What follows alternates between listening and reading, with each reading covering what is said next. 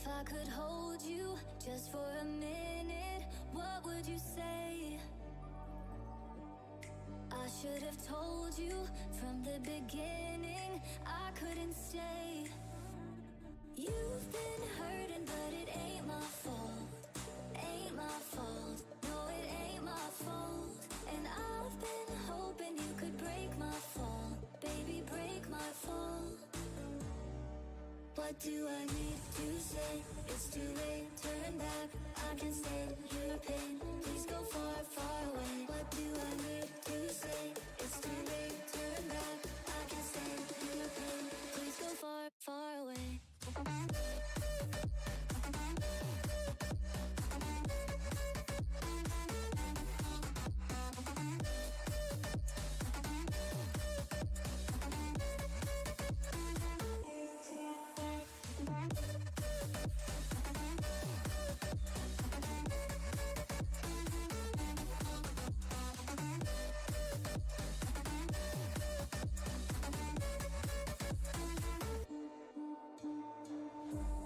If I could fix it just for a minute, baby, what would you do? My head is spinning, this isn't finished. Are you missing me too? You've been hurting, but it ain't my fault. Ain't my fault. No, it ain't my fault. And I've been hoping you could break my fall. Baby, break my fall. What do I need to say? It's too late, turn back. I can stand your pain. Please go far, far away. What do I need to say? It's too late, turn back. I can stand your pain. Please go far, far away.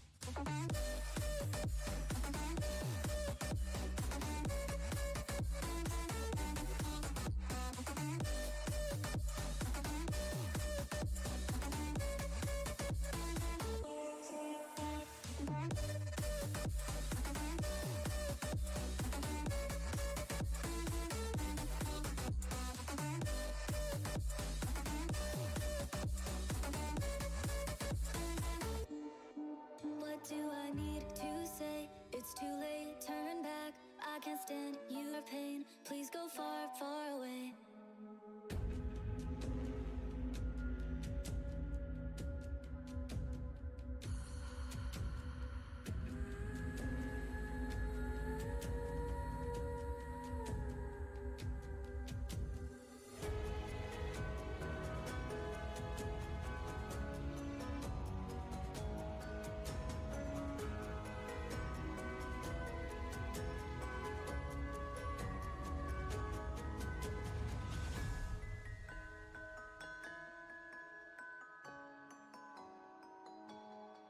You are the shelter and love that covers me, from my head down to my feet.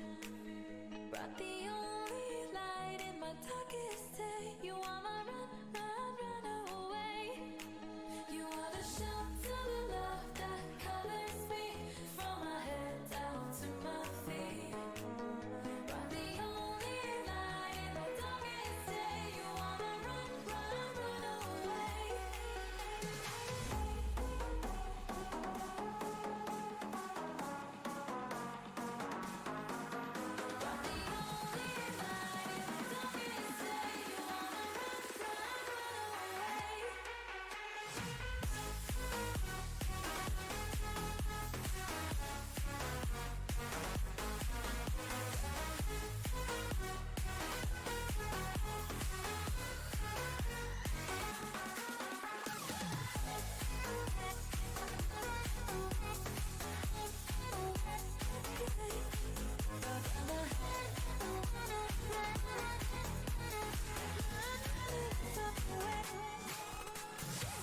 Everything about you, about you, about you. Everything about you, about you, about you. Everything about you, everything about you, everything about you, about you, about you.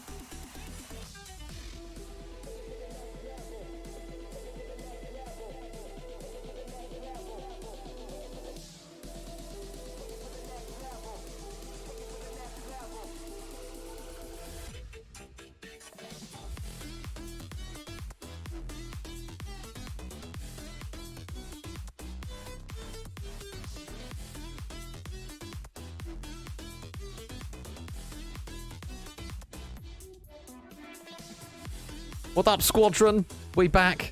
Don't worry, the series, you haven't missed anything just yet. We're still waiting on relative invites to come through. We're back once again with Division 2 and back once again with Team Arise. Pablo, he can't seem to get rid of the guys. Yeah.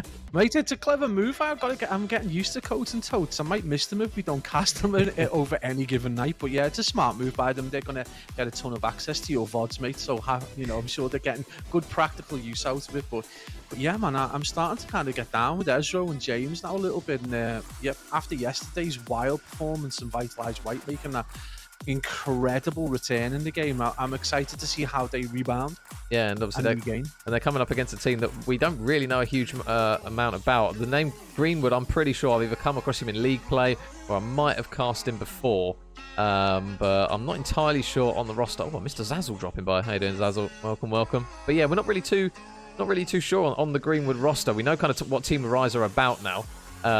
Pretty well. Their respawns obviously at the moment look a lot better than their Search and Destroy does.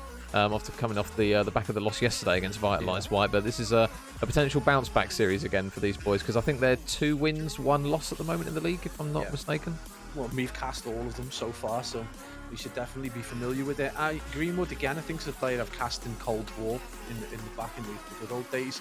Bizzle and Freezer and Zos, not so much familiar with them, but again, it's always nice. And Division 2, we're starting to get some good experience with these teams and starting to, build some storylines as well. So it's going to be nice when we get some of those repeat games coming up, just so we can, build the grudge and build the atmosphere a little bit. But yeah, honestly, Team Arise, just be interesting to see how they bounce back, because obviously that's got to be a blow, because that Bakash hardpoint, they looked so dominant and looked so strong in it. Yeah. And then just to fall off the way they did, and it really doesn't tell the tale of the tape. Obviously, it was kind of like outside of the S&Ds, they were obviously hanging quite well in the respawn modes, but just not enough. So yeah, very interesting to see how they shape up. Again, no major. I mean, you've got to ask the question though, what is going on in Div 2 with these map choices? Yeah, I mean, I'll open up the graphic for anyone who loves fast action maps. Don't worry, we've got a lot of them. We've probably got the 5 fastest map set you could have unless there was a Bocage control you could somehow get in there. But yeah, triple Tuscan, double Bocage tabs. I hope we've got our inhalers really, because I think we're gonna get a lot of lack of air in the system with these maps and these teams, especially how we know Team Arise can be on respawns. It's definitely going to be jam-packed with action. Oh man, this is going to be great practice for your Grand National commentary. Honestly, this is going to be wild. A double, if we do, Team Arise do tend to, somehow get us to that game 4, game 5 kind of scenario. If we do get there, are we going to have the energy left through 3 Tuscans to get through 2 hyperactive Bokages, regardless of it being Search and Destroy? It ends up being a TDM almost anyway. So this is going to be wild. And again, you've just got to ask the question, Div 2, what is going on with your choices? I mean, you've got to say that this does kind of blend it. The answer to that question is there any balance in this game at all in terms of maps? Because right now, Tuscan and Bocage have been our bread and butter for the last 2 or 3 days. So yeah, I'm kind of like super excited to see just which team can maintain pace right the way through these 5 maps. Yeah, and to be fair, I mean, the way we've seen Team Arise play, they're probably licking their lips at this one, I would think, because we've seen how fast this team can be in respawns, and obviously the only 2 maps that they won in the best of 5 yesterday, when it went all the way to the end, were the 2 hard points. So again, I've got no doubt they'll be strong again in this one. So, and this is kind of a good benchmark really to see how good Greenwood and the boys are in respawn, because we know what Team Arise is like. The control was a bit questionable from Team Arise yesterday, but obviously with it just coming through, obviously there's going to be some questionable plays, and teams aren't going to be 100% on it, as they've only got kind of a few reps, scrims, and that kind of thing under their belt. But it wouldn't surprise me if we see Team Arise slowly start to get a lot better at control. So it's kind of a good benchmark for the boys of Greenwood & Co., especially considering it's our first time casting them, especially on Vanguard anyways. Apologies if we have cast the guys in the past, but yeah, it's a good opportunity for us to see where these lads are at, especially in the respawn, because if you're going toe-to-toe with Team Arise, then you've done a good job. Yeah, especially in the respawns, if you go toe-to-toe with them, because they are very quick and very capable. I would suggest S&D is their big opportunity, but the big problem that they face is if they are reliant on the 2 S&Ds, going all the way, are they going to make it past map 4? Because we know how strong the boys from Team Arise are in Bocage, and that hard point could be, we used to talk about the likes of Gavutu and Desert Siege being the outlier map, but now, in reality, we saw that map 1 yesterday. That looked like Team Arise were going to absolutely stomp through Vitalized White, and then it gets completely turned on its head. And now it's map 4. So, if Team Arise are 2-1, at that point, you've got to worry if you're Greenwood & Co. But, we haven't seen them. They could come out and be a superbly dominant side. But, again, that Bocage hardpoint, I think, potentially could be the turning point in the game if Greenwood & Co. can go toe-to-toe in the hardpoint, and then, obviously, in the control. S&D, we know Team Arise, can be inconsistent, and especially, Tuscan S&D, where we see them kind of get destroyed yesterday. So it should be interesting.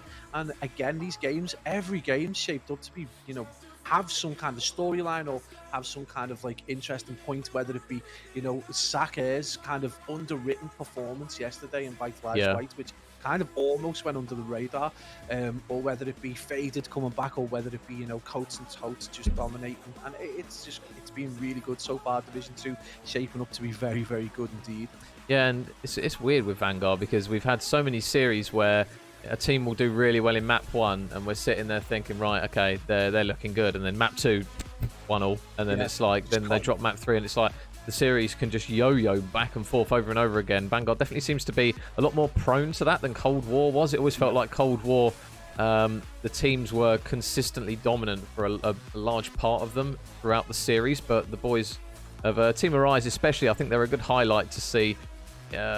They'll do well map 1, struggle map 2, maybe drop map 3, do really well map 4, and it's kind of just back and forth, where for us as neutrals it's great, it's entertaining, but the consistency isn't quite there for a lot of teams.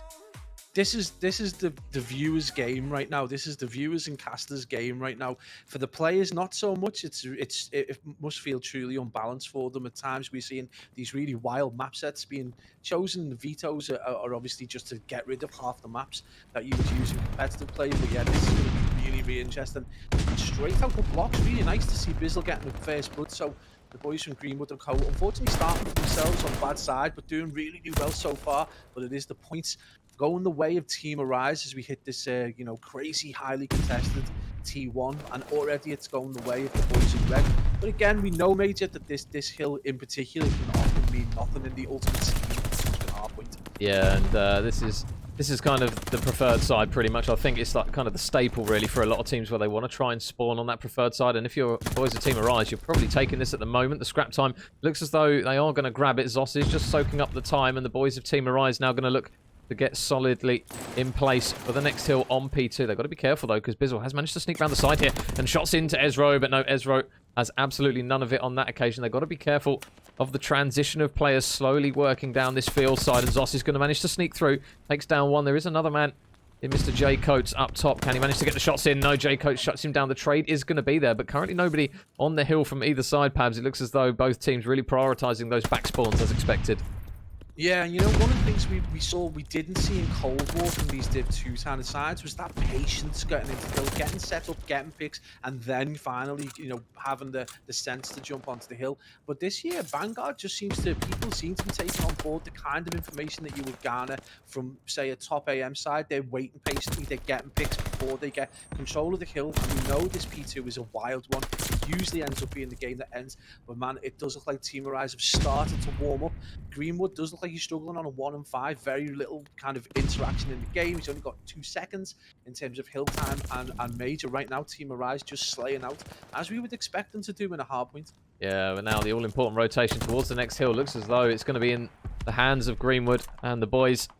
And it is going to be Greenwood just locked out the back on the heady that we always see these assault rifle players on. So a big presence over towards tile side. They're going to do well here because Greenwood, he's been tagged up with a nade. His teammate in Bizzle needs to try and keep his head down a little bit here because he's going to get shot from all directions. And that is what the boys of Team Arise do have to offer in respawns. They break that almost instantly, punch through from tiles, get almost every single second of control now on the hill as they get set up. And it looks as though it's going to be down to Greenwood and his teammates to try and work their way through the front, which is not an easy thing to do on this hill, Pablo, but it is doable, and it looks as though they've managed to do it at least for a split second here.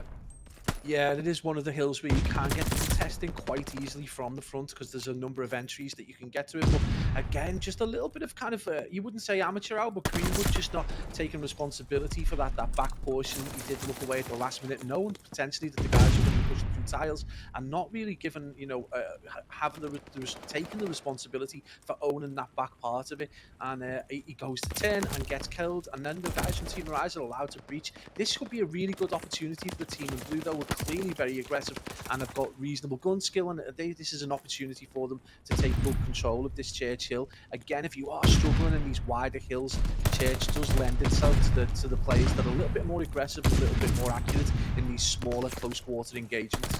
Yeah, we see so many of these players throw themselves in towards Church. It looks as though J Coast is going to have a similar idea. He's got James nearby as well for help, but now can he make the play? James shots into one. Nice early kill there for him. He's still got James with him as well, who does manage to grab a kill on the side of Greenwood and Cohen. The man with his name in the team header is going to get taken down. Ezra and James combining for 2, so the scrap time going to go in favour of Team Arise. But now this all-important rotation over towards the next hill, and the likes of Bizzle, Greenwood and James all currently struggling at the moment. So I'm sure they'll be able to work something out, at least for the time being, as they do have the rotation. They've got to be careful, though, because Ezra is working his way around the back, and it looks as though Zoss is going to be dead to rights. And nice shots again from Ezra, up close and personal. They've still got the issue, though, of James lurking down low, Pablo, which is pretty much the staple now for every single setup that we see on this P5. And just as you call it, James absolutely dominates bottom stairs. And we say this time and time again, if you want to own this tile hill, you need to own bottom stairs and at least have some firepower going out the front. Zoss with a big opportunity right now to do exactly the same and come around the back. I think he's a little confused as to where the players may or may not be. A team kill goes down as Greenwood does drop one of his own players. And that's been a really good break and a really good bit of time. You know, they've soaked up a handful of seconds right now. Ezra with the poor reactions, and we talk about dominating those stairs. And who's there but Bizzle right in the end, and it's going to be him looking to try and get the rest of this scrap time and keep his team within 40 or 50 seconds. And a great job so far from the team of Blue. We did say these 2 rotations vital for them if they want to stay in the game. And we head back to P1 in the second rotation, and again we just see the skulls littered everywhere, but it is the team in red, despite the TK on J Coates, who own the kill feed right now. Major, a crazy first rotation so far. Yeah, and Ezra putting up some big numbers alongside James, and Zoss, though, comes flying around the corner. Makes no mistake about that. The aggression going to pay off on that occasion, and James and Greenwood, really nice kills there. I just realised, Pablo, we've got 2 Jameses. Didn't even realise, to be honest. I'm not going to lie. I was completely in my own little world for the first part. We've got James and James, so battle of the James. Who's going to come out on top of this one? And it is going to be James on the side of Team Arise, just doing ever so slightly better at the moment. But Greenwood and co, they've done a really good job on this P1. Saying that, though, there's the aggression from Team Arise, what we're used to seeing, and the boys in pink once again break through. They're going to look to try and edge their way over towards the P2. Now these initial gunfights are going to be big. Off the top rope, Ezra, I think he spotted one man in Zoss, but no, James, really good work. Helps his teammate out, manages to grab the kill. So they've got quite a lot of map control, Pabs, and this is a tactic that we've seen either go very well for teams or very badly. This pushed out aggression, and it looks as though, at least for the time being, it's going very, very well for Greenwood and the boys. Yeah, I mean, I got this kind of like wild way of describing it. It's like a concentric ring. So the wider you are out, obviously the better chance you have of pushing that team even further out. And then once you get tagged up, if you do lose the fight, it gives you that second or 2 to respawn and then get back into a reasonable position to defend. So it's a really nice way of defending. It is tricky though. If you get it wrong, you're going to get wiped and you're potentially going to get spawned out. So it is a really difficult strategy to pull off, and you would expect the Div 2 team potentially might not have the kind of sophistication and the experience required to do it. And you can see Team Arise able to push in, but it stays reasonably contested. And right now, all you can ask from Greenwood and co while they try and get back into the rhythm of the game is just to maintain a contest and just try and keep themselves within 60 seconds. Because as soon as it goes past that mark, this is going to be a really difficult game for them to get back into, because we know Team Arise will try and see the game out, and they're very strong and very disciplined. Yeah, so now, how is this rotation going to unfold here? The new hill has popped, and you can see Toads all the way out in the back. He is not going to be moving anytime soon, and he's got James nearby to at least hop the time here. So a really good opportunity for the boys in pink once again. Try and get a solid amount of time. Greenwood going to invest the glide bomb. He knows the importance of this hill. He's going to land it right on the head of Totes, but that flak jacket is working absolute wonders for those objective players at the moment, as he's not going to fall. And Greenwood is still lurking nearby, but they've still got Totes alive on the hill. Never mind, not for long, Greenwood. Nice shots to take down one. He's still got James in the back as well. Has spotted him. Nice shots again from Greenwood, and that's a lot better there from the boys in blue. They are now trailing by 50 seconds, but it looks as though, at least for the time being, perhaps they've got quite a lot of control, and the boys of Team Arise getting funneled down that tile side, and Bizzle is having absolutely none of it. Nice couple of kills from him. Yeah, and Bizzle takes down Totes and takes down a teammate namesake in James, and that's going to give them a huge amount of scrap time and put them back within, 30 or 40 seconds, a position they haven't been in since the start of the game, and that's really, really good play, as Greenwood and co just look to start hitting their shots. And in particular, Greenwood himself, who was heavily on the struggle bus earlier on, is now 21 and 20 with 33 seconds to his name. And Team Arise, again, just looking a little lost at sea. I would suggest this is going to be a favourable kill for Greenwood and co. They were able to take a lovely chunk of time in the previous rotation. So Team Arise need to go through the gears, need to step things up, and need to start putting the pressure on the team in blue if they want to see this game out. Because right now, Major, this could go either way because we are less than a rotations difference between them. Yeah, now Churchill. It can get a little bit mixy. You can see Greenwood using the lanes well to try and push around the back, and he should have a couple here. Oh, the shot's not quite connecting with Toads. Goes for the reach out though, and Toads somehow absolutely fries him on that occasion. He has got his teammate in J Coates looking after him in the bottom, and now Team Arise. They are now off over the 200-point mark, so Greenwood and Co. They can't afford to give away much more time here. That 10 seconds of scrap time, although it might not be a lot in the grander scheme of things, that is going to edge them ever closer towards that 250 mark. And nice work, Doben Bizzle on the rotation. Totes going down low, but it looks as though Zoss is going to be just ever smarter in that situation, just to go around the back and trade him out. So now Greenwood and Co, they are really going to have to rely on some good work on this hill. Not necessarily the easiest one out of all the ones you're going to pick to do it on, but Greenwood just pushing out ever so slightly is going to force the boys of Team Arise to try and work a different route. And is James going to manage to check the right corner? No, Zoss down low, bottom mid. It makes the play, and I think Ezra might have got some... Oh, is it God timing or is it bad timing? It's difficult to tell. There's two players near him. Never mind, it's bad timing. And Greenwood and Co, good hold on this hill so far, Pabs. Yeah, James with a really weird play. He just managed to avoid the line of sight of Ezra. Ezra flanked all the way around the back, had a really good position and just did not see James whatsoever. And eventually James gets the kill, and that's going to give the Greenwood and Co that enormous amount of time. That has become a really good money hill for the team in blue. A hill that is almost always contested. So a big opportunity right now as we go to this third rotation, and we don't often see this at this point. This is a huge performance right now from the boys in blue, and Team Arise, they don't appear to have regained or rebounded very well at all. Still in the lead, but man, this is as close as it gets, Major, to being tied up. Yeah, and I think it might have been a combined 12 streak at one point on that P5, and the boys of Greenwood and Co. glide bomb in, going to look to try and land both. He actually gets both Jameses in that occasion. Also one on his team, one on the opponent's team. But I'll tell you what, Greenwood and Co, they are really starting to push the pace a little bit now. This P1 rotation, we've seen it so many times be such a pivotal hill to teams on Tuscan, going from P5 over to P1, and Greenwood and Co, they are really starting to show this now, as Bizzle is going to keep his head down. 5 in a row for him. He's got a glide bomb as well. And I'll tell you what, Team Arise, they've got to go quickly here because they are running out of time. It is ticking away from them here, and 8 seconds left for Greenwood and Co to really pull this one back. This will be a monumental comeback. Toads, he's going to be the last man near, but the glide bomb's going to land right on his bonnet, and Greenwood and Co, what a regain from those boys, Pablo. And fair enough, they took that map very well. Man, you talk about going through the gears. They were in reverse at the start of this Tuscan hardpoint, and then by the end of the game, they are flying around corners. Greenwood with a two-piece, absolutely piecing Team Arise, and Team Arise were just, again, just all at sea, just didn't know what they were doing, and it's just not the Team Arise that we've been seeing. They are definitely having an off 2 days right now, but again, we know how wild the Tuscan run, the triple Tuscan can be. It wouldn't surprise me at all if somewhere from nowhere Team Arise become a godlike search and destroy team. But mate, what a performance from the team in blue, dominating the final 4 or 5 hills and taking it to that third rotation P1, which we do not see very often, and a huge performance. And mate, have you seen a more dominant third rotation P1 than that Greenwood and Co one? Well, P5, I mean, they held about 40 seconds on that one. They were down quite a big chunk, maybe 60 seconds. Team Arise just struggled over the next 3 hills to even get a second really of those final 3 hills. So Greenwood and Co, what a regain from those boys. And just the confirmation, guys, if you did just miss that map, number 1, as Vayon, thank you very much for the follow, mate. And there's a few favourites in the chat. Mr. Aqua and Alan dropping by, and Hayden as well. How you doing, guys? Welcome, welcome. So yeah, 250 to 215 for the boys of Greenwood and Co. And we get to do it all again, Pabs. Same map, different game mode. We've got another couple more at least here. But I'll tell you what, Greenwood and Co taking the respawn off of, or the hard point, apologies, should I say. Now we've got control back in. They took the hard point off of the boys in Pink and Team Arise, and not many teams have managed to do that. So is this a point where you start to worry potentially for Team Arise here, because their search has been a little bit hit and miss? Man, you're too kind. Their search has been shocking over the last games. It was 2, 6-1, 6-2, I think it was. So yeah, I think 6-3, 6-1, I think it was. So yeah, not been great so far. You've got the Book of Doom there, haven't you? It was 6. Hang on, no, 6-1. Yeah, 6-1, 6-2. Yeah, good memory. Yeah.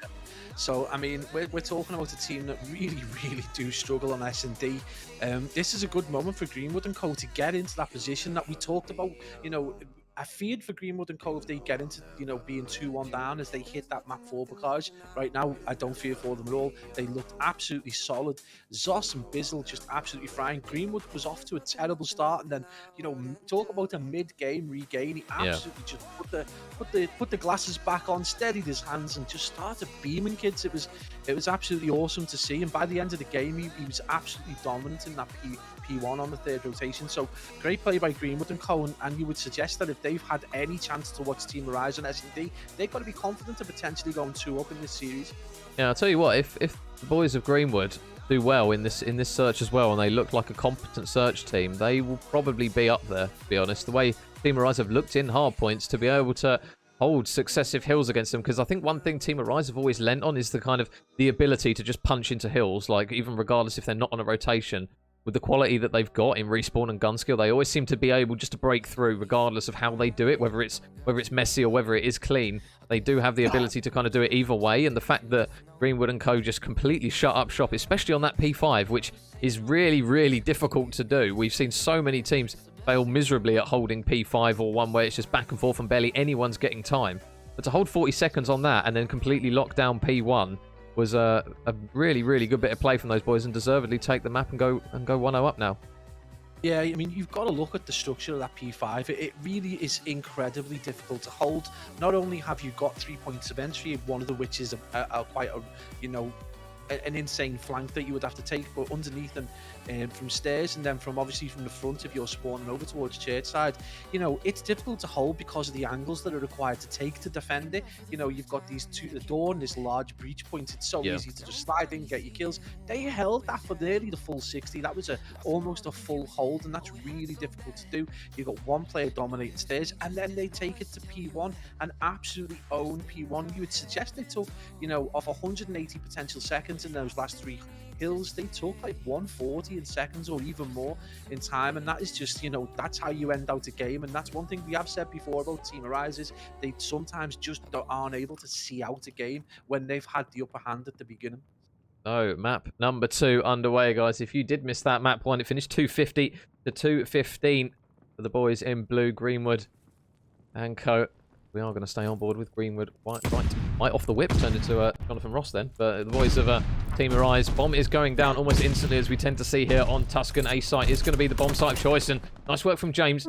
Just watching that right-hand lane. He's going to grab the first blood. Zoss, though, he's going to manage to reply with a kill of his own. And the Automaton players can really come into a zone of their own here. James is going to get caught, though, running out the back. Toads, arguably as stiff as I am there with that one in the spawn, is going to manage to grab the kill, though, in a position there that, although might get ridiculed, it's worked here because he's managed to grab a really important kill. And it looks as though Bizzle's going for the kill out the back, but Toads, I thought he was going to potentially miss that one. He's not going to, though, and he might get another one here, Zoss is going for the chow, and it's exactly the same result for him. Toads locked up in the back, turret mode activated, didn't miss a bullet, and Team Arise take the first round.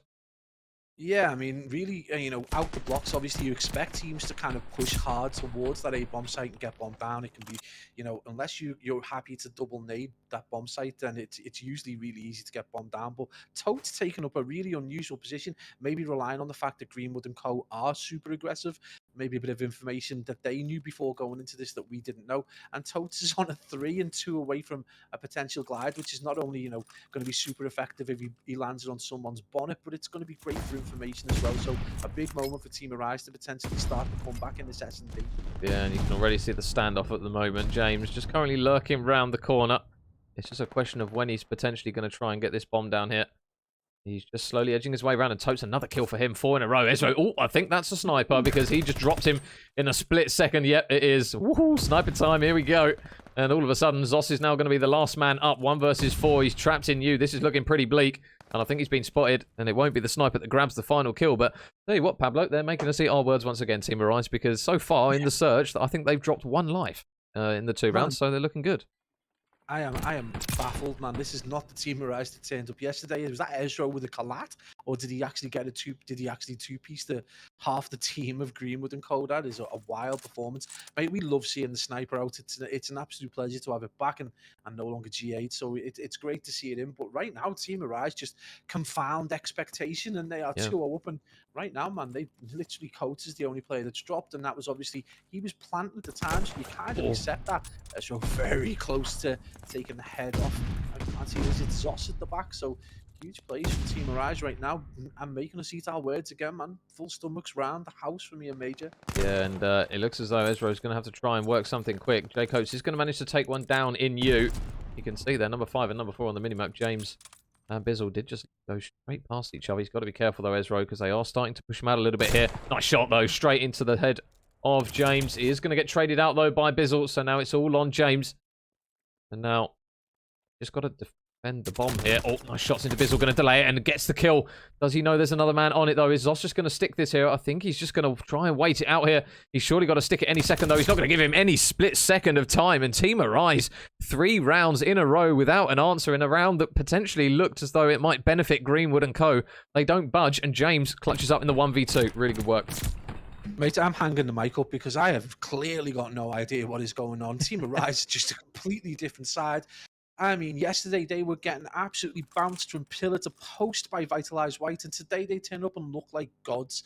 Maybe Comsec's not being theirs, maybe just give them a bit of a confidence boost. But right now, they've got another player who's on a 4 streak in James and are potentially able to get that glide. And Greenwood and co just look all at sea. You know, despite that great chemistry and great performance at hardpoint, this S&D has been absolutely awful for them so far. Did anyone see J Coates though? Big opportunity right now for the young man to get some kills, and that's going to be one.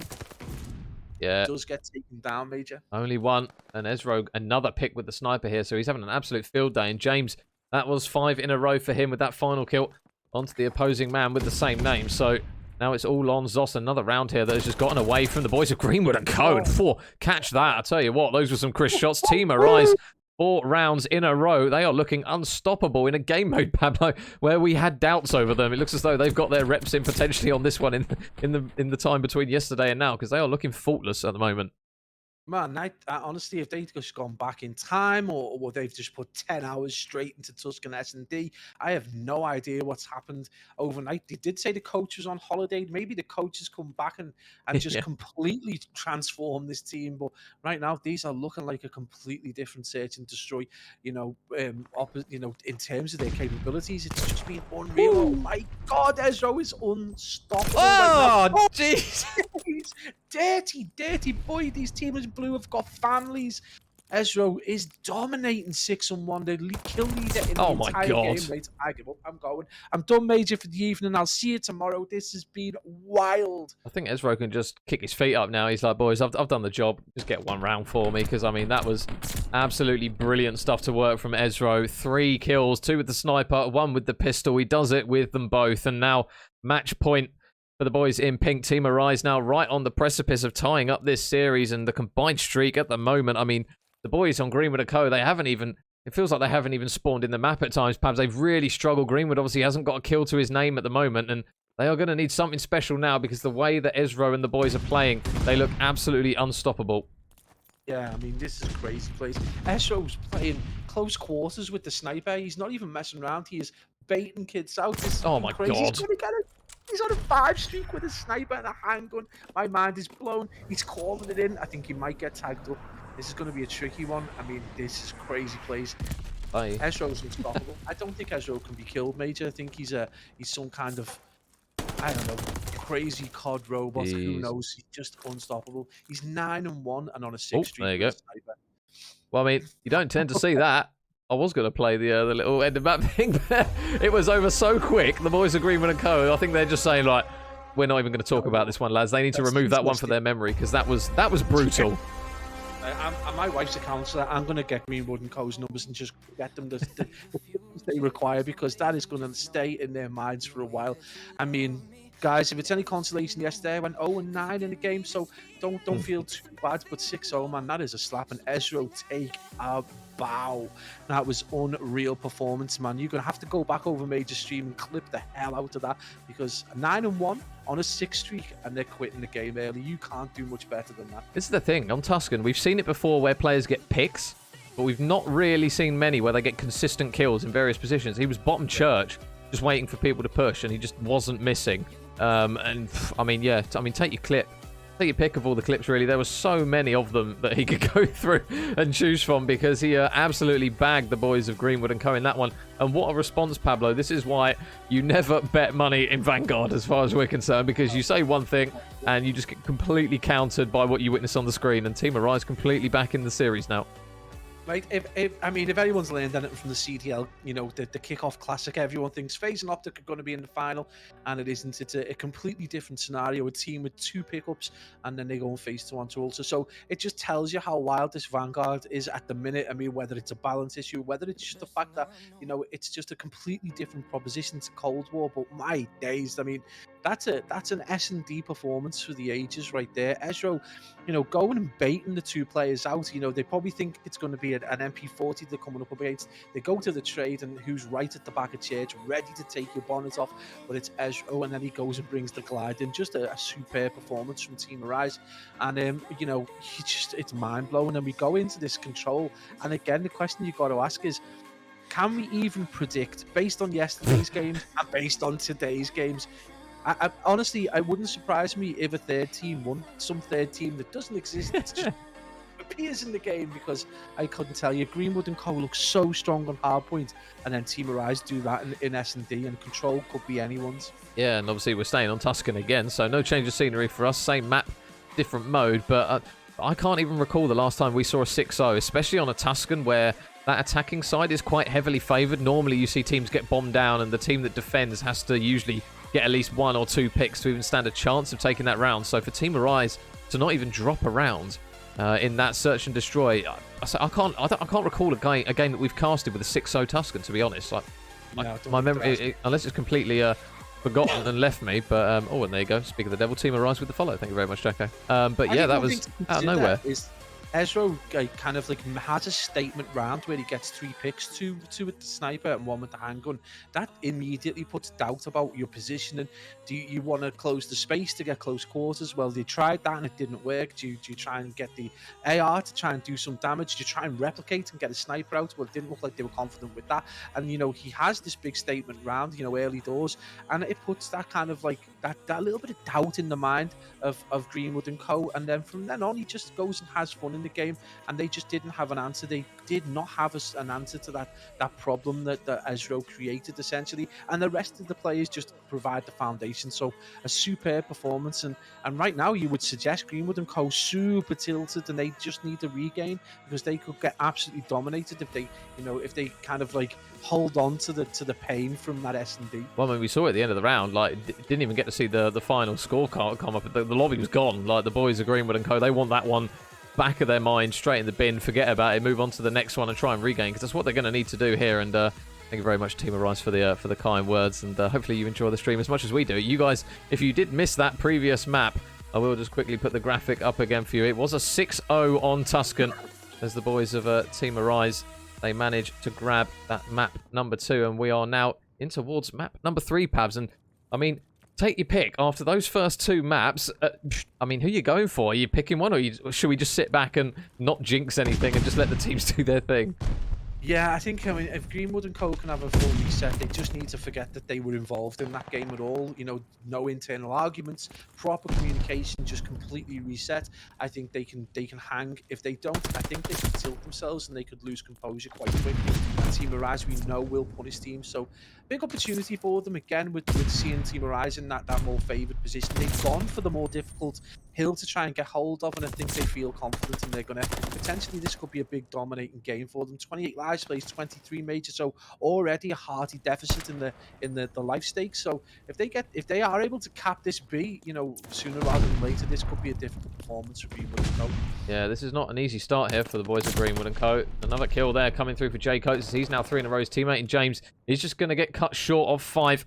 Just ends it on the 4, and all that stun. That might be really big, actually. It looks as though Jay Coates was going to make the work. Oh, never mind. He got the kill regardless. Stun or not. He's 4 in a row now, looking for the 5th. There is still going to be a man around the corner in Zos. Can he spot him? Oh, nice work from Zos. Really big kill, actually, in the grander scheme of things here for Greenwood and Co. Just to stop the leak. They're still trailing by quite a considerable amount of lives, but they at least stop the streaks from coming through. And this is kind of the thing that we've seen quite a few times now on Tuscan Hardpoint. God, I'm so used to running 3 hardpoints on Tuscan Control, where the guys push B quickly to almost give themselves that breathing space over towards the A site, and it looks as though Team Arise 2 ticks. All they need is one more to get that one done, and with the lives and the amount of time that they could have on the cards here, this is looking like a confident opening round from these boys. Yeah, they've eventually started to kind of like use that man advantage, that life advantage, and just trying to force A over. It's obviously easy the hills once you get control. Bizzle doing really nice though, coming behind him. He has got shots in him, so this is going to be tricky for him to play his life. I think he's going to get tagged up in the end. And A now done. 1 minute 49 for them to get 2 ticks on B, which is eminently possible, but likelihood is that we're going to see this pretty much come down to a TDM. So Team Arise probably needing to get a few team wipes to finish this out, but Greenwood and Co need to compose themselves and hopefully aren't having any internal kind of communication issues due to that S&D, which obviously tilted them quite heavily. Yeah, and we've not seen many rounds on Tuscan Control where it hasn't gone down to lives. It's obviously a very close quarters map in particular parts, and it is still fast-paced, even as one of the more medium-sized maps, I suppose you would say, especially in comparison to the likes of Bocage. But it's now a case of Greenwood and Co. 6 lives trailing. James having a good start, currently at 10 and 3. Really good work, and they've spotted Zoss in bottom church, but James up top. There's another one for him. 11 kills now. He's absolutely being menacing here in map number 3. Can he manage to work any more? There is still another few players in and around him. He might manage to get some timing potentially onto his 3rd in a row, unless his teammate grabs the kill before him. Bizzle, he's dead to rights, and now with 3 lives remaining, this is looking a bit brutal here for Greenwood and Co. They are now trailing by 10. They've really struggled to get any sort of momentum, and the ticks and progression are coming through. Ezro, there's another kill. Everyone in the blender as James is now on a 4 streak, combining with his teammates for 7. Last man up is Greenwood, and the tick's going to come through regardless. So Team Arise looking to continue off that map too, Pablo. Good opening round. Yeah, and absolutely. It's good to see them take that energy and that momentum into the control. It's one thing we didn't see them do yesterday with Vitalize White. We're able to capitalize on quite a poor performance coming out to the S&D. This is a completely different game entirely. James now 13 and 3. He's on a 4 streak and definitely enjoying himself in that freer role. Ken, you've just got to look to Greenwood and Co. I expect they're probably having difficulties. You know, I think has thoroughly tilted them, that S&D. But again, they just don't seem to be the same team that played that hard point. Again, maybe it'll change. You know, they did warm up quite effectively, and once they got the rhythm of the game, were really good. So we could see this. It's early days. You know, there's still plenty of time left for them to get themselves back into this game, and we've still got some wild maps to get through. So big opportunities for Greenwood to make this back. And Bizzle trying to take the lead there. He's 7 and 7 right now. For Greenwood. Coney's just trying to stay tasty and lead by example right there. So good moment for the boys in blue to potentially take this and, you know, take this level and draw it up. So big opportunity, and hopefully they're going to be able to do it. So we get to see some more Call of Duty. Oh man, Bizzle is on an absolute tear at the moment. 5 in a row. It feels like the team aren't even shooting back at the moment. He's 1 away from 6. Is he going to manage to grab it? His teammates grab the kill regardless. And this is looking like a really good round from Greenwood and Co. They have dropped 1 life so far. There you go. I've jinxed it again. There's 2. But really good work from the boys in blue. They now lead by 7. There's a couple of kills finally come through for Team Arise. James is going to be there for the trade. So too is Totes. So they at least clean out the site. But now they're going to try and push up and try and get positioned. Try and maybe pick off a couple of players in transition here. So James and the boys are going to have to try and check their corners here. And there's one for Ezro. Doesn't check his left-hand side. He's going to get shot in the back by James, who does trade him out. But with 1 tick remaining, Pablo, Greenwood and the boys, to be fair, all they need is really 1 clean push here, and they're going to get this one done. Yeah, it's a really nice pinch that they did. You know, they've gone through, you know, lower tiles and upper tiles, got that player who was camping hard in there, and then pushed through and pinched out the guy who was kind of like top broken, and that's just worked really well for them at top of the church, and it's just gone really well. And you would suggest that they are able to get a team wipe. This is going to be a good opportunity for them to get that final tick over. Right now, Team Arise just doing enough right now just to stay in it. There's a 5 life advantage to the team in blue, which you do expect for the attacking team to be that little bit more aggressive and to take more aggressive positions. But right now, it is you would suggest advantage Greenwood and Co. if they can just get themselves back into the hill and just cause some kind of havoc, cause a little, throw the cat among the pigeons for Team Arise. And right now, you wouldn't be able to call it. 12 lives, please, 16. So good opportunity for Greenwood and Co. Major right now. Yeah, I'll tell you what, Team Arise, they have done a really good job of clawing this one back. They're only trailing by 3 now. And the boys of Greenwood and Co, they had an opportunity to get on the point to try and draw some attention away from middle map, but they didn't do it. So the boys of Team Arise have just really been able to lock up shop here. And they have done such a good job of getting middle map control and just getting picks for Bizzle. the man who's been doing really well so far for Greenwood & Co. looking to try and take the game into his own hands. Oh, and James just absolutely shanks Ezro in what I believe was his kneecap and drops him almost instantly. That was a lunge and a half there from him. James, really good work again to get an opening kill, but now is this the push they need? Number 3, Ezro looking to try and make the play. There's still Bizzle nearby. Trades come through. Can he grab the second? Yes, he can. Ezro still holds on. They can't have any more respawns now, but with 28 seconds left on the clock, Pablo, they might be able to do this. Yeah, absolutely. And Coates has gone on an absolute tear. He's wandering around the map. He's 12 and 11 right now. He's coming up behind players and surprising them. He was camped out hard before, getting really, really easy kills. And they brought this back to within 2. And with 12 seconds remaining, Team Arise have done an absolutely fantastic job. And just look so close to getting that third tick for the team in blue. Ezro last alive, though, you suggested. Oh my days with the 2-piece. Oh my god, he's still got 2 more to go through. Oh, that was bold. Oh my goodness, I thought he was going to potentially cause an upset there. But really good work there. Unfortunately for Team Arise, it was too little too late, but that almost went their way, Pablo. That was very, very close. I was like, can Ezro be a superhero one more time in this game? Is it possible? Absolute plays by him and really, you know, putting that little bit of doubt in there. But yeah, Greenwood & Co. with just enough there to trade them out and getting that tick again. And we're just about seeing them get these points towards A and B. So it's nice to see them doing that in this Tuscan control. But again, it's early days to see just how these strategies unfold. We are seeing that more preferred kind of move towards A from the team in red. But right now, 1-1 again. We called it, man. You just cannot call this tight game. But Zos does go off. But yet, Major, this has been a wild performance already. Yeah, Zos there, just taking the game into his own hands again, just flying through. He's had a bit of a quiet one, but nice shots there by Jay Coates to pick off 2 with the SMG. Looking now to pick up the automaton and get some more progression over towards the A point. They've got to be careful, though, because, again, James is still lurking in a really awkward position for them to try and transition through. And, again, nice work. The boys in pink grabbing a few more kills, and there's a clean wipe there for Team Arise. And you would expect this stacking over towards the A point. They've got a couple of players pushed up as well. So if Greenwood & Co. try and maybe pinch this one back, they've got to be careful and check their corners because Ezro is cooped up in position, takes down 2. And now the life count getting a little bit out of hand here for Greenwood & Co. Nice work, though, by the man himself. Greenwood is going to take down 1, but Jay Coates and James combining for another 2 here, Pabs. And again, similar situation. A lot of lives on the board for Team Arise and a lot of time to go with it. So Greenwood and the boys are going to have to try and hold here. A really nice performance from the attacking team so far. They took complete control of that A zone, and that is, you know, almost the perfect way to do it. And getting the team wipes over and over again. Ezro in that really awkward position that he likes to take up and just get those kills at those odd angles, and it's really paid dividends for them so far. You would suggest right now, the way it's going, it's still only a 4 life advantage despite the heroics of the team in red. But this is a monumental hill to try and get hold of. You would suggest they're going to need 2 solid team wipes, which almost puts them in the position to kind of TDM the game anyway. So big moment right now. Greenwood & Co. with a big job to do in 59 seconds to do it.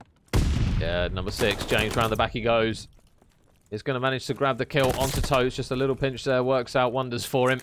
And now, with 45 seconds left on the clock, all that time that Team Arise had is slowly trickling away now.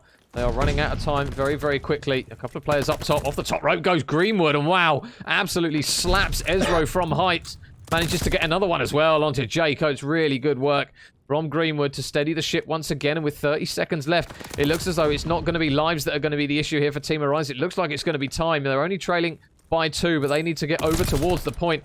Coates, big kill though, opens up the left-hand lane, but with 20 seconds left, they've got to absolutely leg it over towards the B point. Number 8, Zos, again, first man in the defensive side of things, is going to have an engagement, picks off 1, is traded out, but now Totes, James takes down 2, and with James in the back as well, can Totes grab another one? This is a really important next couple of kills. He's going to get taken off the hill. It's going to get messy. Number 4 round the back. James with 1. James with 2. And I think that might be the opening that they need to get this one done. The progress is coming through. And James just keeping his head down. But we're going to see streaks come through.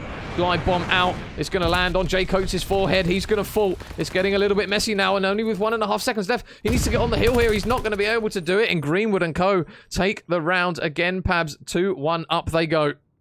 Man, what a crazy ending to the third round of this Tuscan Control. Absolute plays. A moment where we've got two players stuck in kind of bottom broken and they're just not shooting each other. I don't think they realize they're in the same room as each other. No idea what's going on. I think they were both just taking a breather. But absolutely crazy plays across the board. But Greenwood Co again proven just how difficult it is if you cannot cap any of the points on this B early doors.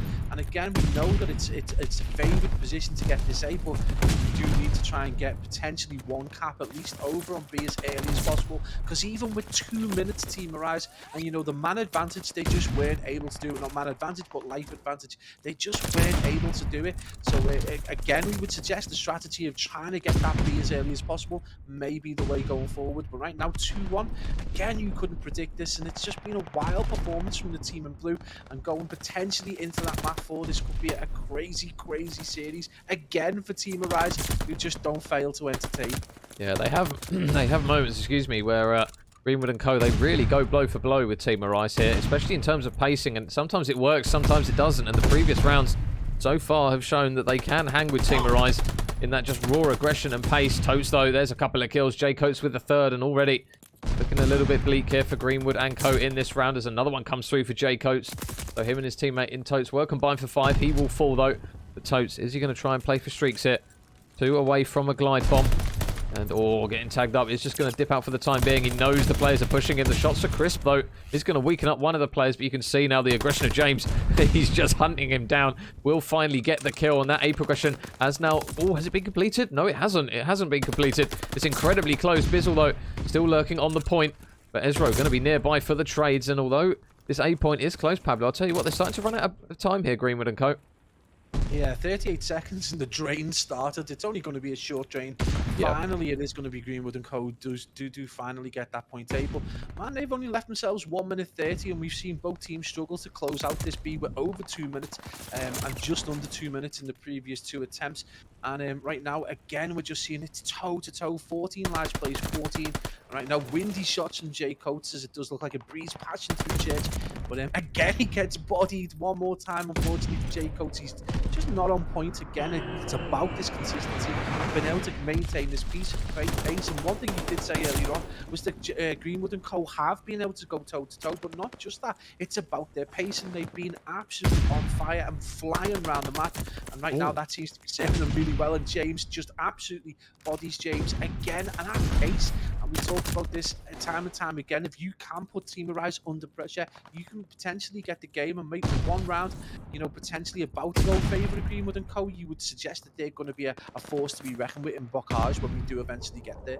Yeah, and another streak is going to rain down from above. I believe it's Zoss that's calling it in. He's going to land it right on the head of Toast. He's not going to grab the kill, and he is incredibly weak here, Toast. So Greenwood is going to push out over towards that top platform, and that control now for Greenwood and Co. Is that the opportunity they need? This is a really big one-on-one here with James, who wins it. Ezro comes out on top again. 32 and 28 at the moment. Bizzle's going to manage to grab a kill as well. So now Team Arise, they are out of lives now. Down to their last remaining 4, and J Coates is going to do exactly the same to Greenwood and Co. But look at the stack on the hill. Ezro, is he going to play this patiently? Streaks are coming down. James is looking to invest everything at this one. He's going to throw it right onto the back pocket of Zoss. Takes him down. Greenwood and Co. down to 2. Greenwood with 1. James and Greenwood, can they manage to clutch up here? Oh, James has got another one as well. So now it's a 2 versus 2. Can he get the shots onto Toad? Oh my God, I thought he was going to grab him there. So now Greenwood, last man up, is getting shot from every single direction. It feels as though it's still a 1 versus 2. He's not going to be able to do it, Pabs, and wow, we are going to round number 5. Team Arise tie it up 2-2. Mate, there is something truly special about this area of Tuscan that just provides us with entertainment time and time again. What a round-ending performance for the second time. They were toe-to-toe. It was 4 apiece, then the team kill went in, then it's 2 apiece. It is crazy plays, and right now this couldn't be closer. I mean, we're talking about 2 completely varied kind of performances in Halfway S&D, and then we get this wild, super close performance between the 2 teams. Guys, it just gives you an idea of just how much passion's going into this Div 2 game right now.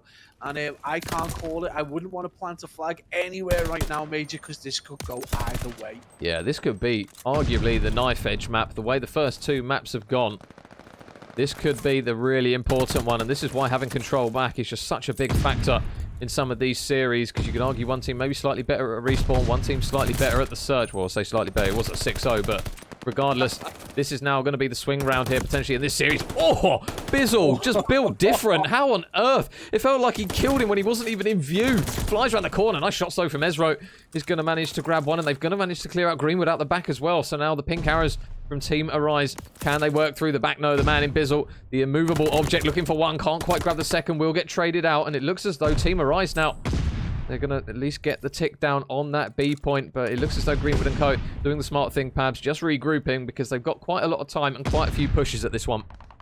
Yeah, and it just feels like the pace has just backed off a little bit. With only 1 minute 36, this B is a really difficult one to hold. I know they've done well. Both teams have done so well right now, but look at Ezro, 36 and 31. He's had 6 ticks. This has been an absolute performance from the boys from Team Arise. But who's there straight away? Greenwood and Co. toe-to-toe, 34 and 28 for Bizzle. You remarked earlier just how well he's done, and we're seeing these trades go, back and forth. And the first 2 rounds, there was 6, 7 different in lives. Now it's 1 each time. We went down to 2v2 in the previous round, and now this round is just as close. So it is time, for that one player, someone like Ezro or even someone like Bizzle, to just take this game by the scruff of the neck and just try and see this out, because this is going to be, as you said, a monumental map right now. And James absolutely bodying his namesake in Greenwood. James right there, Major. This is a wild game so far. That was a really big kill from Greenwood there. It looks as though he was going to get pinched out of the point, but the blue arrows now starting to flood through, but James is doing the same. He's going for the pinch. James with 1. How many can he get? There's 3 on the point. There's 1. There's 2. Still looking for the third. Greenwood nearby, but they do manage to clear out the last remaining players. So James, got to be careful. Good work, though, just to stop Team Arise from pushing through. We'll at least get a bit more control over towards this right-hand side of the map. So again, it's going to be another wave of those blue arrows, Greenwood and Co. Can they manage to make it work? Nice shots from James up top. And now it's 10 lives apiece. Greenwood, though, dropping Team Arise below double digits. How many more can he potentially get here? Every single kill is going to be huge here. Even in the series, and Greenwood, another really big kill, is going to get on the point. There's still some players nearby, and he will get traded out by Jay Coates. And James and Ezro combining for 80 kills between them so far in a control, which is nothing to be scoffed at by any means. But now with 20 seconds left on the clock, you feel Greenwood and Co. They've got one last go at this one. Can they hold strong? Totes out the back. Oh, Bizzle, he snuck through. I think he might be able to get a few here. Totes is on the point. There's one for Bizzle. There's another one up top. How many can he get? Jay Coates has absolutely none of it. Fries him up close and personal. And with 5 seconds left, Pablo, I think this map is done. And Team Arise, they have just held monumentally strong in this control round. Mate, we talk time and time again about Team Arise's inability to be able to see through a map, and they make us eat our words one more time. How often are they going to make us do it? Mate, you've got to talk about, though, big brain plays from both teams. For Ezro and James combining for the 40-82, that is an insane amount of kills. I've got to give props though to Greenwood and Co. James. He stood in front of P5 and just forced the guys in Team Arise to just have to defend directly from the kill. Giving his team the option to have that one last battle, which they probably shouldn't have got. But what a performance from Team Arise just to repel that. And again, mate, this control we talk about, maybe as players it's not a lot of fun to play, but my God, is it a lot of fun to watch. Oh my goodness, the enjoyment you get. Tuscan as a map, I think you never really have a dull Tuscan respawn unless one team literally has just cut off their thumbs. It is usually one that goes right down to the wire, if not incredibly close, and we've seen it now. Yesterday's Tuscan went towards that round 5, and we saw it again there as Mr. Jaws wants a major sue. There you go, Jaws. Thank you very much, brother. But yeah, really good work from Team Arise. They showed exactly what they can do in respawn, which is that. And now 2-1 up, Pabs. They're 1 round away, and they're going in towards another respawn in a lovely Bocage hardpoint. And for anyone who hasn't seen the previous maps, this is how the series has gone. So Team Arise, quite surprisingly, dropping that map number 1. The boys in blue, in Greenwood and Co, managed to grab it. And yeah, now we go into Bocage, Pablo. So, I mean, as good as the boys have been of Team Arise, I mean, after map 1 going Greenwood and Co.'s way, it's anybody's game, really, surely, at this point. Yeah, I mean, we've tried to plant flags. We've got an entire field of misplanted flags at this moment in time.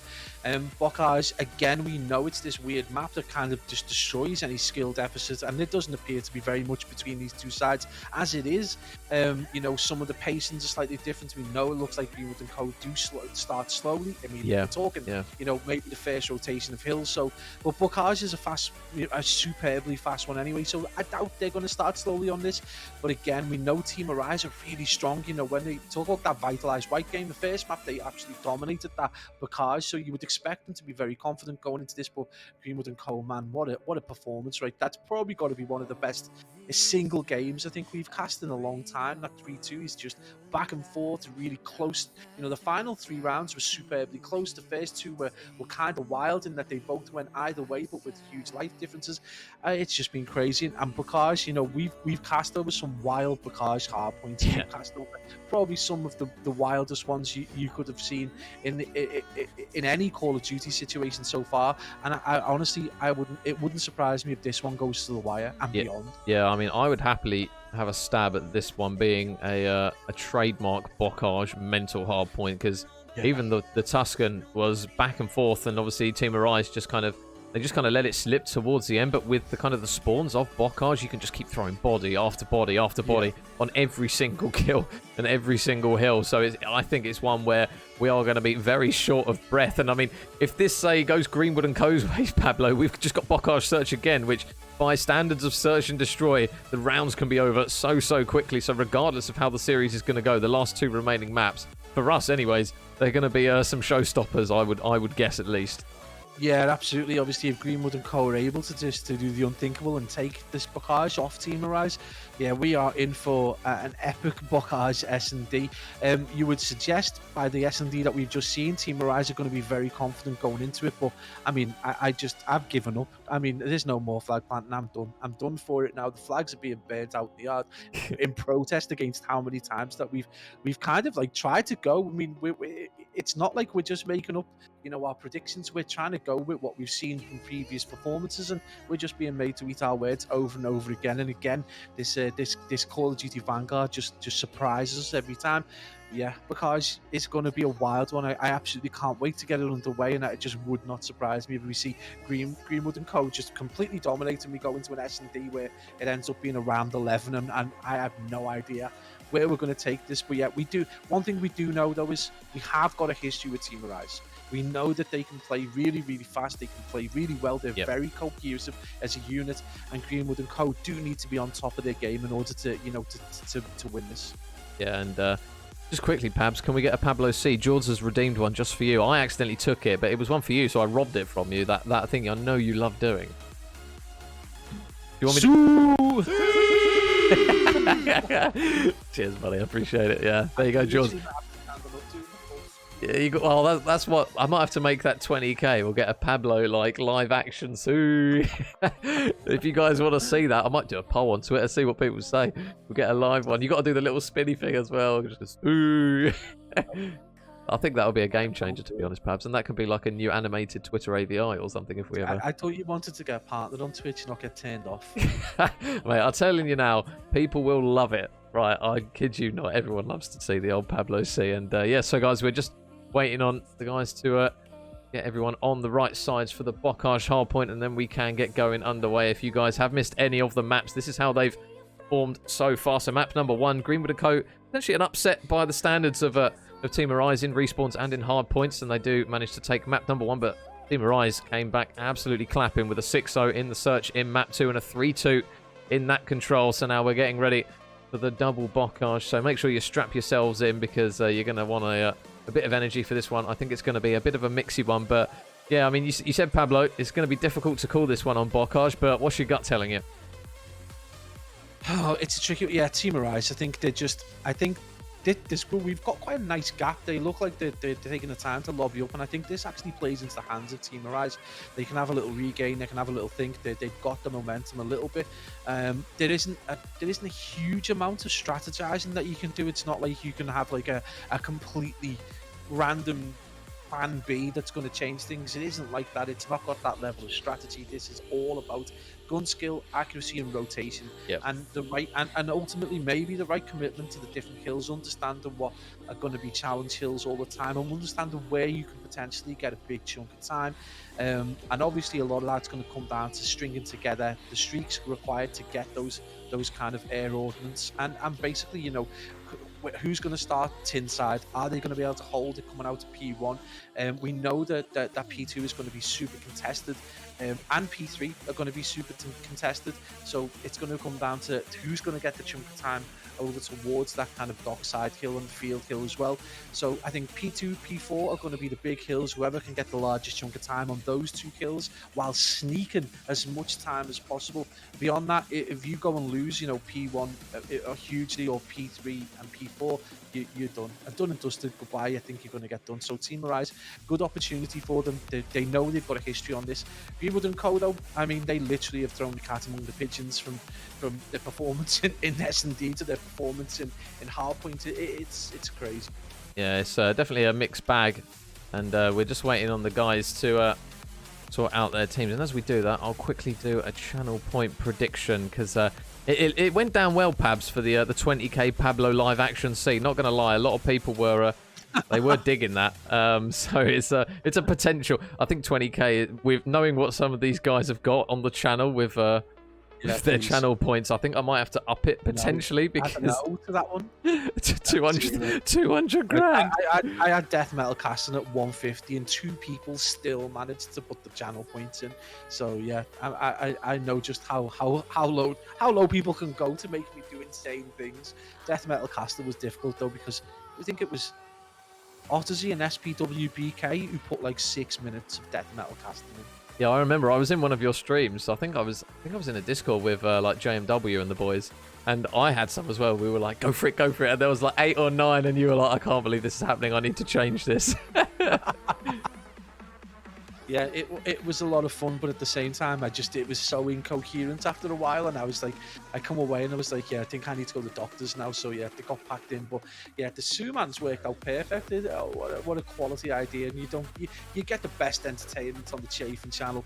You know you're getting top level quality commentary, and you're getting some quality entertainment as well. So. Hats off, man. That's what we need to elevate the stream. We just need the Pablo C. That is the cherry. That is the je ne sais quoi on the stream that we've all wanted for so long. I don't know. I think it might be honestly, I think Twitch are going to send you an email back just going, we were thinking about giving your partner. We watched this stream with this fat scouser just was trying to imitate Ronaldo. It was so weird, and we're not sure whether anyone should be allowed to see that again. One of the guy who watched it, his eyes have been burnt out. I don't think it's good. I don't know. Yes. It's one of those where, I'll tell you what, I mean, it might be one where you might think, oh, it's not going to go down very well. People are like, what, a Scouts guy doing a Ronaldo say, I'll tune in and watch this. And the next thing you know, it's on Twitter, you're trending, and you've got 20,000 followers, so you never know. I've got a mate to a match going red, so I won't even be able to leave the house. You get stabbed outside your front door. It's not going to happen, man. I was like yesterday, if I get tickets to go to the United Liverpool game, would you come with me? And I was like, yeah. Oh, if you do that to me, that's a no. I won't be able to step foot in the ground. I'll be mad. Never be able to go outside the house without a mask on ever again. And Caliph with the follow. Thank you very much, buddy. Yeah, guys, apologies for the slight delay between map 3 and 4. I believe we might be waiting on one player. I think there was a fire alarm from what one of the guys was saying. I assume maybe one of the lads at uni. I've had that before at uni, to be fair, where the fire alarm's gone off, and I've been absolutely fuming because I've just got back from a lecture. It's like 10 in the morning. I want to go back to sleep because I've been out on the piss the night before, and the fire alarm goes off for a fire test, and I'm absolutely livid with it. So hopefully we can get into map number 4 very shortly. But yeah, Pabs, the boys of Team Arise, especially like the likes of the J Coates, and I think it was James in that previous map that had a really good map. Obviously, they're going to be looking towards kind of their big hitters again to put up the numbers here, because when they put up big numbers, they really seem to snowball teams on hardpoint.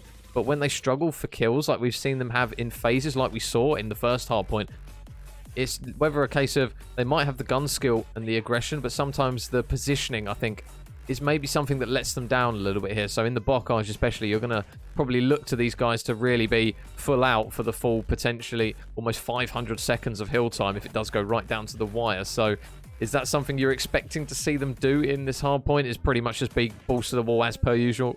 Yeah, I think they're just gonna try and match pace, be aggressive, and just try and outslay it. And it's a perfectly valid tactic on Bocage. There are no kind of stat padded kills. You're not really, there are no pointless kills as such, Yeah. which we do see on other maps, especially in kind of the lower ends of the AM, where you see the teams will just kill everything they see, and sometimes not realizing that they're aiding and abetting the opposition. Especially on these larger maps where you've got like that mid map control, you want the spawns, and you've still got players over towards Old Hill. They get shot and they're there to die so that they can respawn on the new kill, and you see that time and time again. Not really the case in Bocage. Every kill kind of counts, and it's important to get them. So you would hope that Greenwood and Co are going to come out firing on all cylinders, and just hopefully stay toe to toe. You're right to point out that the Team Arise are going to be absolutely perfect on rotation. They're probably going to commit relatively well, so I don't expect them to undercommit or overcommit to hills, which is going to be interesting to see how Greenwood and Co go about this. I thought they did great on the Tuscan hardpoint, so it wouldn't surprise me if they're Bocage is a go-to map for a lot of teams anyway. So it wouldn't surprise me if they're going to be capable of going toe to toe, not just in gun skill, but in terms of just base strategy. So again, this map just doesn't really lend itself to any kind of high IQ plays. You've got to get position for P2, you've got to stay contest for P3 and P4, and you've got to try and get the money over to, well, P3 especially, you've got to try and get them big amounts of points on P4 and P5.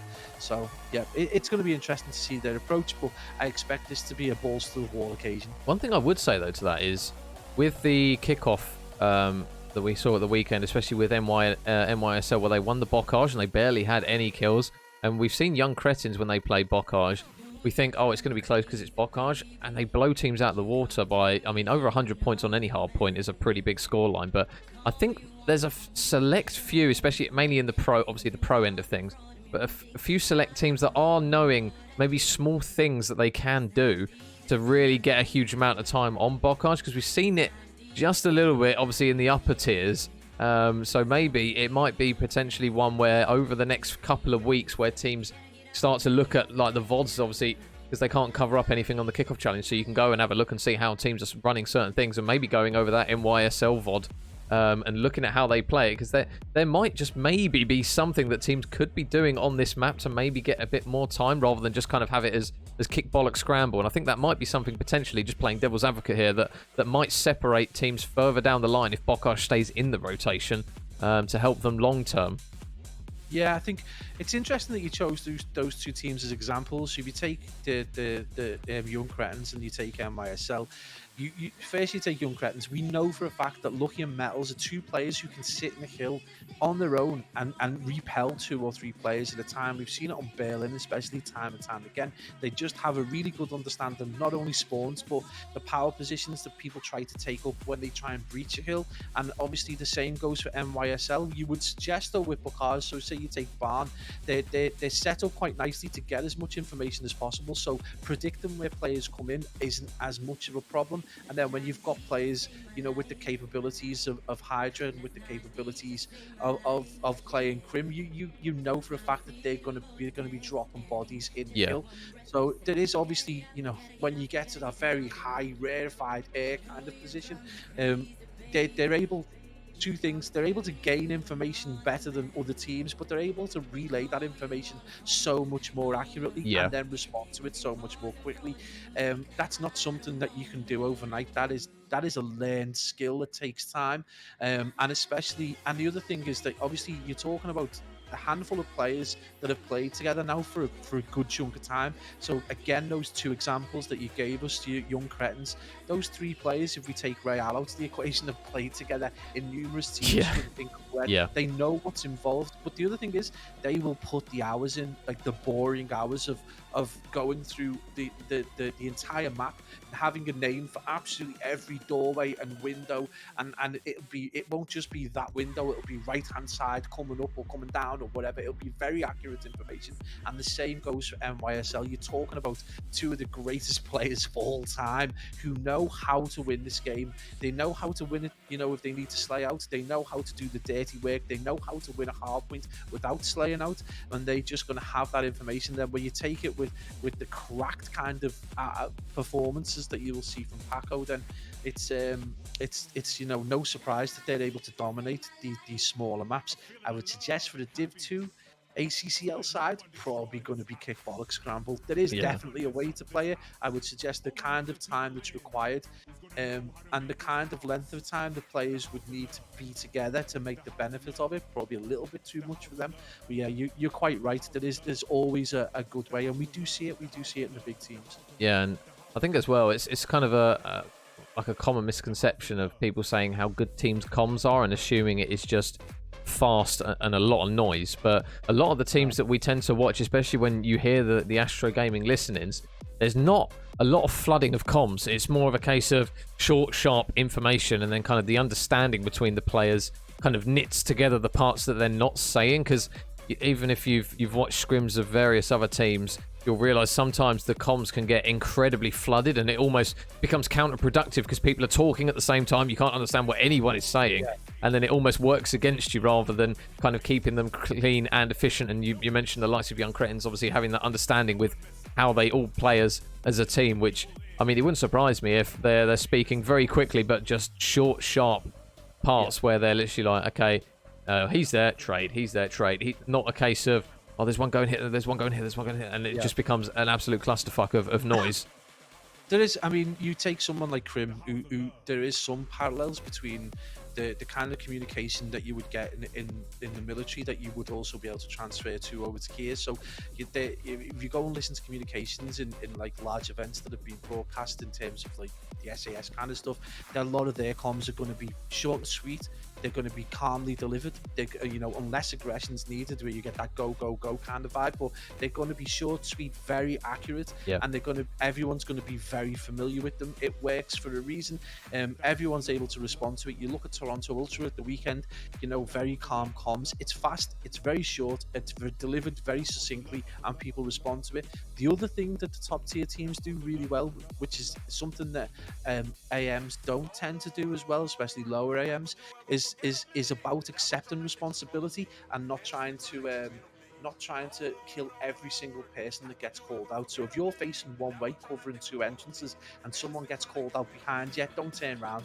You've got your responsibility. You've got to be able to rely on your teammates to be able to deal with that. If they will tell you if they die, and then you can respond in whatever way you need to. But that's the other thing that the top teams do, is they take responsibility for their area that they're dealing with, and then they transition and respond accordingly depending on what's happened. This is where we talk about the superb depth in this game that you can go into, and there's a reason why these top teams are where they are. I mean, just spend half an hour talking to Luty about strategies, and you'll see just how much we don't know.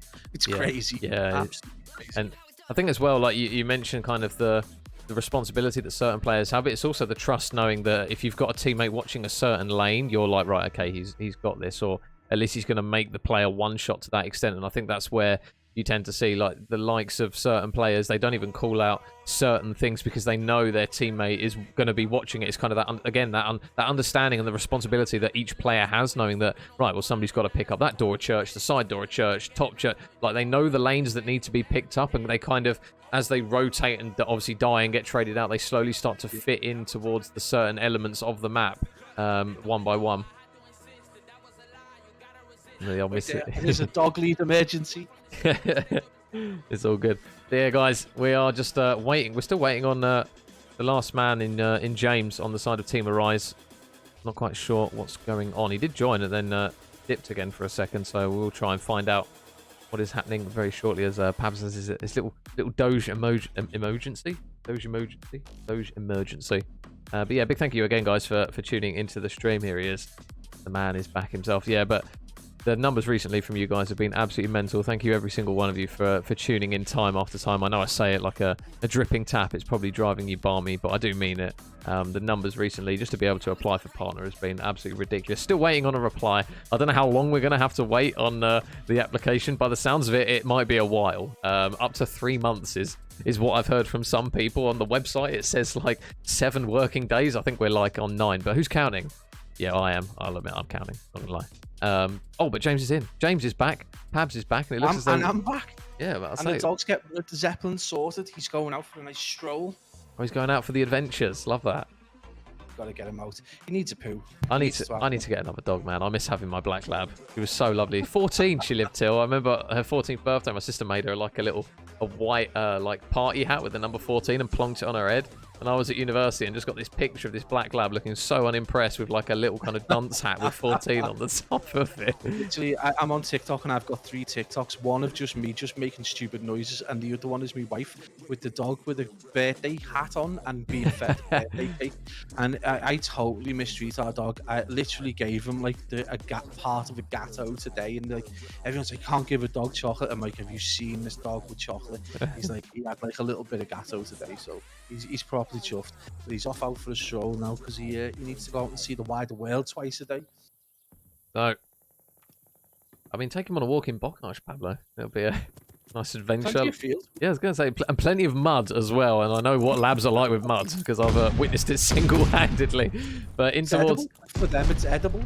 Yeah, everything is edible. I think for labs, isn't it? It's like if it smells a bit funny, I'm probably going to eat it, regardless of whether it's some form of feces. Anyways, we digress. In towards map number 4. We've gone from chatting shit to talking about it. So that's a combination of the two. But Team Arise, good strong start off the rip, and already you can see Jay Coates prioritising that P2 spawn. James doing a really good job in Heart. He's just going to take down one, and his opposite number on the other side of Greenwood and Co. In James is going to manage to grab a kill. You can see where Jay Coates and the boys are just locked out, Pablo. And with 15 seconds left, it looks as though they might have a strong hold here, unless James has something to say about it.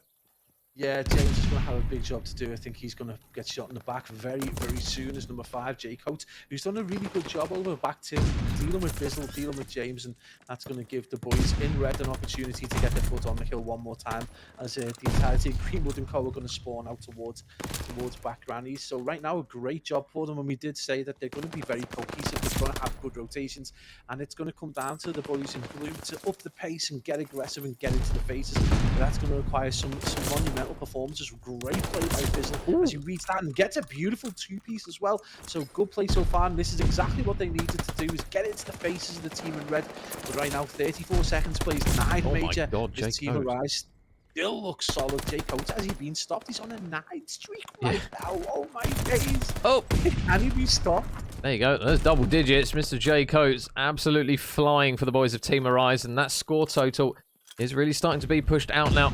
And Bizzle, are you going to be put into the blender as number 11, mate? It looks as though you are. So there's another one for Jay Coates. His teammates do have the spawn out the back as well. So really big plays from Jay Coates. There is another man in Zos just lurking outside the back of the window. And it looks as though he is going to spot him, at least for the time being, potentially pass over the information. But now Bizzle, he's going to be another one. There's number 12. And I'm just not going to switch off of him at the moment because it feels rude not to watch anyone but him.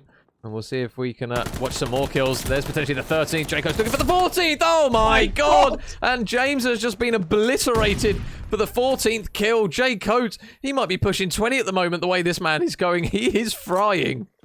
Mate, he's 14 and oh, this is a V2 performance. Oh my Can God. he get the kill? Oh my God, thought he was going to drop it then. Jay Coates unstoppable. Is he on a brutal or something right now? This is what? Oh my days. What is going on? Finally drops. James finally takes him out. What? 17 kills? Oh my. Unbelievable. Put Metal's record in the blender right there.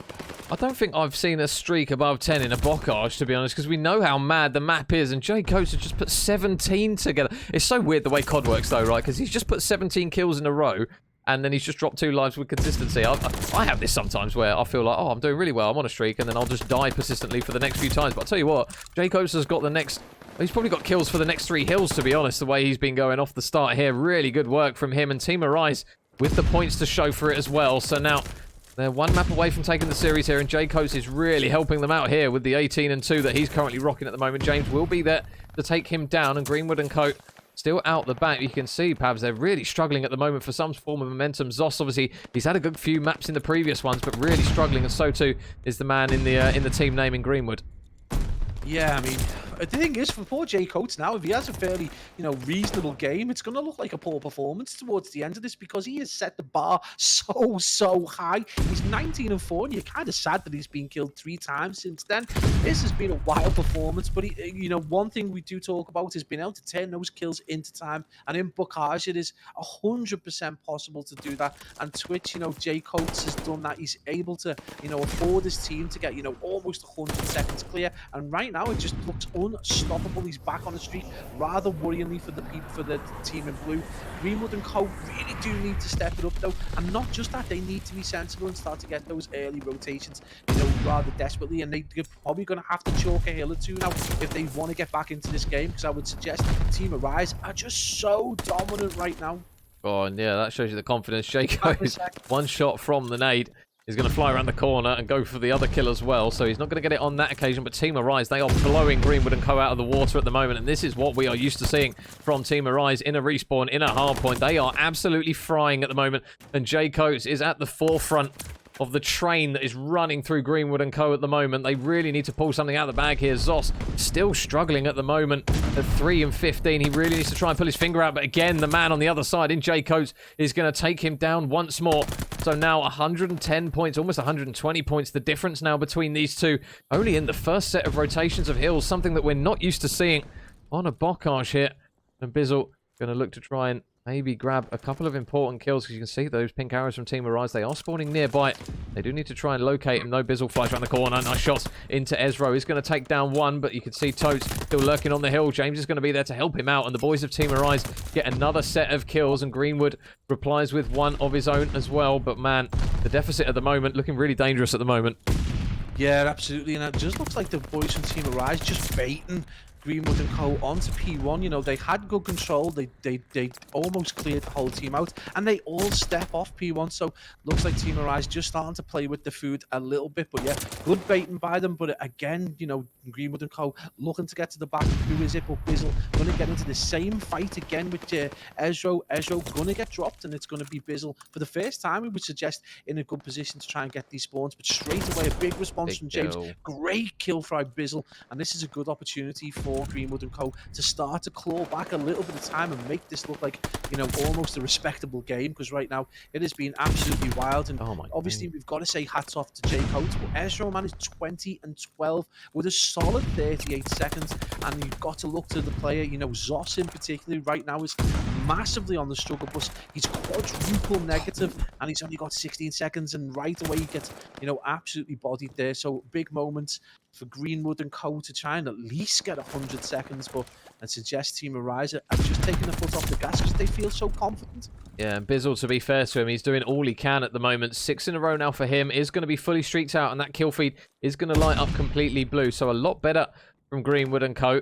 And we saw it in the first hard point where Team Arise did manage to accumulate a solid lead, and they just allow Greenwood and Co to get some momentum and slowly come back into this. A nice work from Bizzle. Oh, not going to quite manage to get the next one, but a really good couple of kills is going to potentially allow his teammates to work in. It looks as though Bizzle was the last man nearby, so nothing comes through just yet. And the man, Jay Coates, at the moment, seeming like the immovable object on Bocage. He's going to manage to take down one, but there's one for James. There's two for James. There's another man nearby as well. Is he going to grab the third? His teammate in Totes will manage to do it. So Team Arise, they are pushing the lead out furthermore once again. Team Arise, they are really putting Greenwood and Co to the sword here. Zos just really hasn't got going in this map. You feel if he can get some kills and get some momentum, they will at least be having a little bit of a chance in this one, Pablo. But at the moment, to be fair to Team Arise, they are not giving them an inch.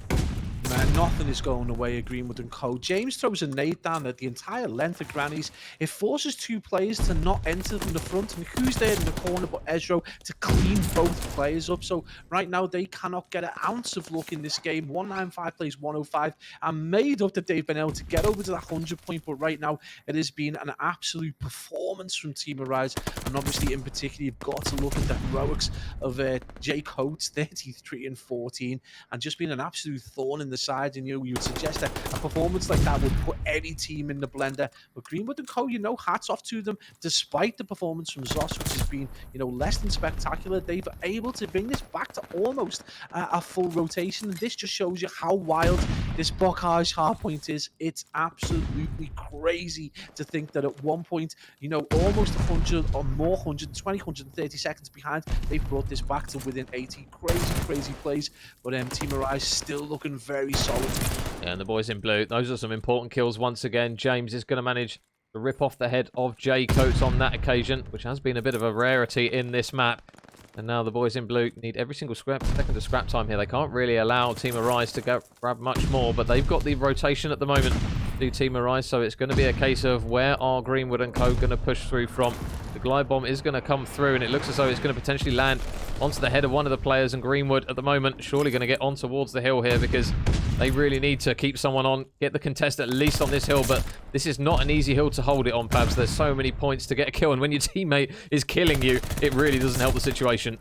Yeah, and you've only got to assume the Team Arise have got at least a handful potentially of air ordnance, glide bombs and the like, able to just push these guys off the hill. But Bizzle, you mentioned earlier on just how well he's done. He's 29, 25, he's got a solid 40 seconds.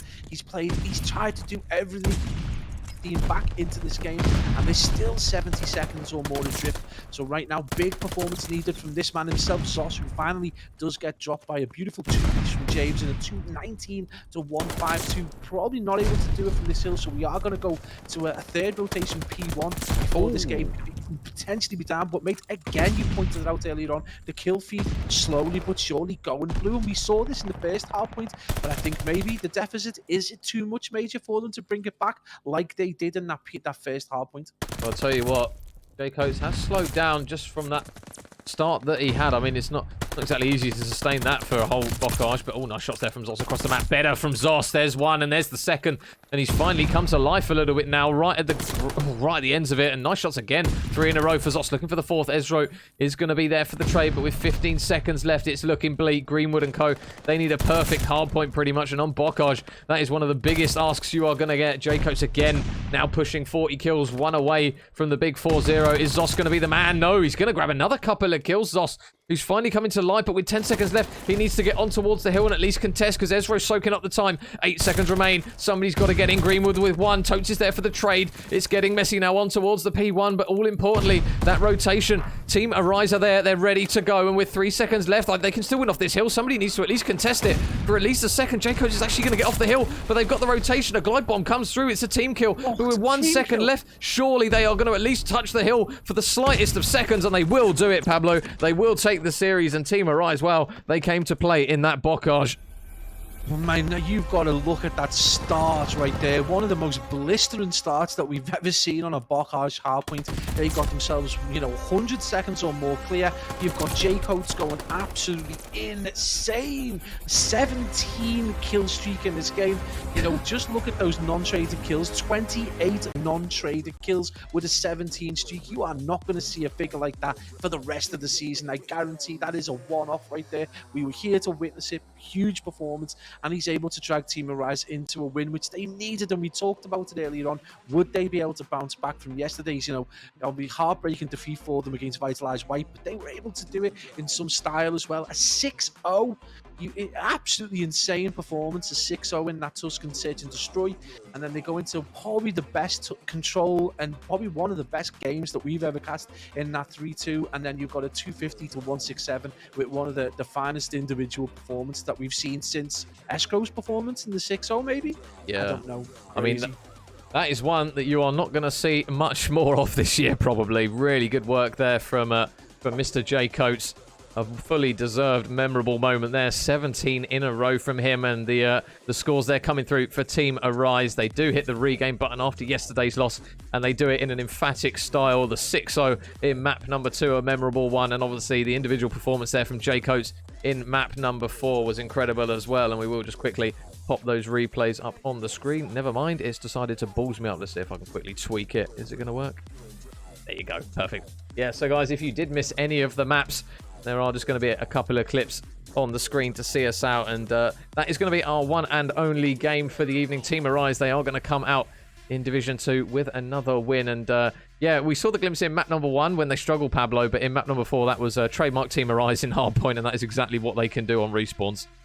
Yeah, absolutely. And this is why we were so baffled yesterday. They were just like a Jekyll and Hyde performance, but today, outside of map 1, which was still a hotly contested map, those 3 maps back to back have just been absolutely dominant. Obviously, the control was kind of wild, but the S&D and the hardpoint are literally the kind of staple that we're now used to seeing from Team Arise. And you've got to suggest that Jacko very proud of his team right now, but Ezra in that S&D, one of the best. If anything, Jay Coates has done the impossible. He's managed to steal the limelight from a performance with a sniper that we're not likely to see repeated, in a kind of ACCL. But yeah, huge plays from, and big hats off. And a big question is, who'd you give the MVP to? I mean, literally, what is the choice there? I mean, just because of the 17 streak, I've got to give it to Jayco's. I mean, that is something that you do not see at any level of Call of Duty, really. When it starts to become competitive, it's one that is so difficult to come by. And for those boys to be able to witness that on their side is a bit of a menace here. So, I mean, Mr. Jayco's in the chat. That's what we're going to expect from you from the norm now. But yeah, big shout out there to the boys of Team Arise, but a big shout out as well to the boys in blue in Greenwood and co. They put up their best effort. They did have flashes, Pablo, of positivity in that one, didn't they? They had moments where you thought, right, okay, they can make something of it, but unfortunately it just wasn't enough. I mean, the map 2 was a bit of a blowout, but the other ones, to be fair, they had glimpses and moments, but it just looked as though the boys of Team Arise just looked a little bit too strong, especially in those maps 2, 3, and 4. Yeah, and again, what you do tend to see is that little bit of inconsistency and that inability to just see some of the games out. Again, it surprises me that they kind of got blown so heavy in terms of the blockage, because the Tuscan, you would argue, is strategically more difficult to win, and they did that with some aplomb. And then you go into obviously the S&D, which we know from their response was not very happy about. A little bit of PTSD maybe lingering over as they backed out with some anger.